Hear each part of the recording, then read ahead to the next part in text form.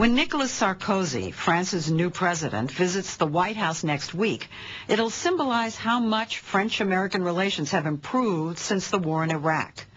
Like most of the French, Sarkozy opposes the war, but he's a fan of almost everything else American, from Hollywood movies to the American work ethic. On issue after issue, from Iran to Israel to the war on terrorism, he sides with U.S. policy. He is so pro-U.S., the French call him Sarko the American. The son of an immigrant from Hungary, Nicolas Sarkozy is a real departure from past French presidents.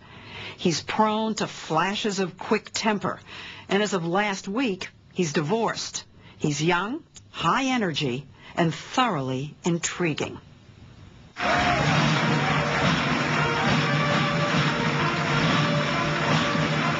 When Nicolas Sarkozy became president in May at 52, he waved goodbye to the old political order and started his own.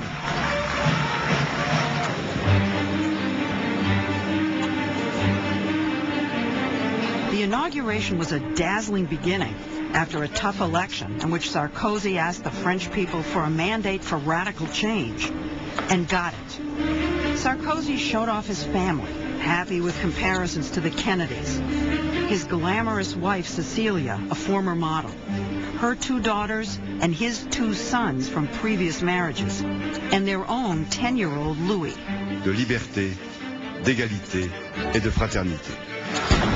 Sarkozy's affection for his wife was evident.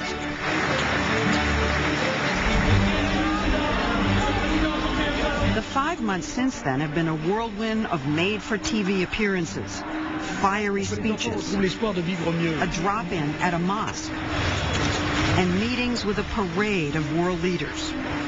Sarkozy is so omnipresent, his countrymen have started calling him Super Sarko, the Energizer president. His style is something the French aren't used to, plunging into crowds and glad-handing. When I first met him for a quick, impromptu conversation on his presidential airplane, he was in a playful mood, grabbing my notes, which he said would put us on an equal footing. But he refused to wear a microphone, which made the audio difficult. They call you Sarko the American. Why? Because I love America. I want to be friend of America. But the name? I am proud of his nickname. J'aime la musique américaine. You like our music? Elvis Presley, of course. This story will introduce you to the American people. What do you most want them to know about you? I want the Americans to know that they can count on us. At the same time, we want to be free to disagree. U.S.-French relations have been sour for decades, but in 2003, disagreement over the war in Iraq plunged them to a new low when then-President Jacques Chirac openly opposed the Bush administration. Here in the U.S., all things French were denigrated. Their cars were smashed, their wine was dumped, their fries renamed. Freedom fries. It became very heated, unpleasant at times. Jean-David Levitte, France's ambassador to Washington at the time, and now Sarkozy's national security advisor, told us repairing the U.S. relationship is a top Sarkozy priority. He even mentioned it in his acceptance speech the night he was elected president. Why did he go that far as to mention how much he likes America on that occasion? Well, because he thinks it's important. He thinks that in his campaign, he had to say to the French people, beware, if you elect me, I will implement this program. And part of the program is to rebuild strong, good, friendly relations with the U.S. And I think he's succeeding magnificently. To underscore his message, Sarkozy went so far as to spend his first vacation as president of France on a lake in New Hampshire with his family. The Bushes, nearby in Kennebunkport, invited them over for hot dogs, hamburgers, and a little Franco-American bonding. But Sarkozy's personal life and his own temperament began to intrude. His wife, Cecilia, created an embarrassing situation when she snubbed the Bushes by pulling out of the event at the last minute. Back in New Hampshire, Sarkozy had lost his temper at a photographer who had followed him out onto the lake. It turns out France's new president has a habit of letting his anger loose, as we found out as we were setting up for an interview at the Élysée Palace. He started berating his press secretary, calling him an imbecile and worse for arranging an interview he clearly didn't want to do on a busy day.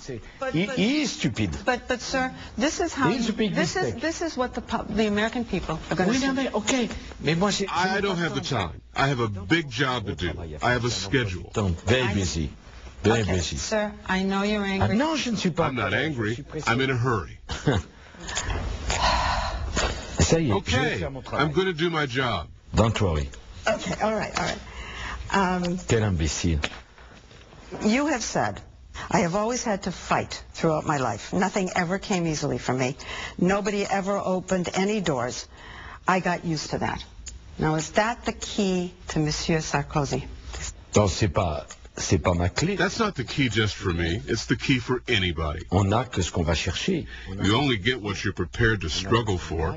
Simplement en attendant. I was from a middle-class family. I had no connections. Nobody in my family had ever been in politics. I didn't simply become head of state by chance. I became it because I wanted to, and I paid the price for it. You have told the story of your father telling you that because you didn't have a French name, you were never going to make it in France. You had to go to the United States to become successful. La preuve, c'est qu'il s'est trompé. Well, he was proven wrong, but that's what he thought. That a name like Sarkozy was a handicap. That's the reason why I like the U.S. You can be called Schwarzenegger and be governor of California. You can be called Madeleine Albright and be Secretary of State. Colin Powell, Condi Rice and succeed. That's a free country. That's a democratic country. A country that gives a chance to each and every one of its children. Determined to prove his Hungarian father wrong, Sarkozy went into politics. Even at 23, he was delivering passionate speeches against socialist policies. 5 years later, he was the mayor of a wealthy Paris suburb.